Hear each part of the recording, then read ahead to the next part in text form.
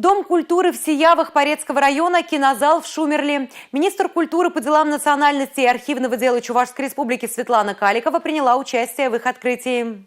Если сравнивать старые и новые дома культуры, то это небо и земля, отмечают посетители. В 2020 году жительница села с вопросом о строительстве пришла на прием по личным вопросам в приемную президента России в Чувашской республике. Тогда и приняли решение о создании нового дома культуры. Старый клуб у нас был в очень плохом состоянии, 59-го года еще открытый. Потом мы перешли в школу, которая тоже не в очень хорошем состоянии была. В итоге обратились, не надеюсь даже, что поддержат наш проект, там что-то, обратились с такой просьбой от имени населения. Получилось так, что именно нас и поддержали. И сейчас мы находимся в таком прекрасном зале. На открытии собрались жители. Своей радостью они делились друг с другом. Рассказали, что обязательно будут ходить сюда на концерты. И мы очень рады, что нам такое новое здание поставили. Красивое и современное. Я вчера сюда зашла, прям под впечатлением была. В новом здании предусмотрено фойе для проведения вечеров отдыха, тематических мероприятий, мастер-классов, а также оборудование для людей с ОВЗ.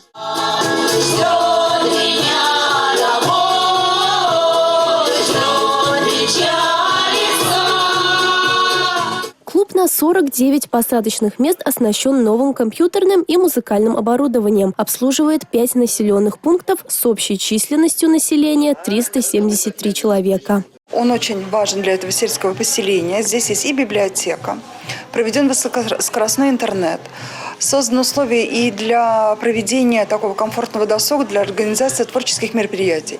Средства выделены из республиканского бюджета, это порядка 20 миллионов рублей. Закуплена вся необходимая мебель, оборудование, и теперь действительно здесь можно жить, отдыхать, творить. Многим полюбилась библиотека. Для детей здесь обустроены специальные уголки со столиками. Также в помещении установили большой телевизор, с помощью которого библиотекарь сможет показывать различные презентации при проведении мероприятий. Сейчас такое здание построили, только работать надо. Дети, у нас приходит очень даже много детей в библиотеку, делают поделочки, приходят.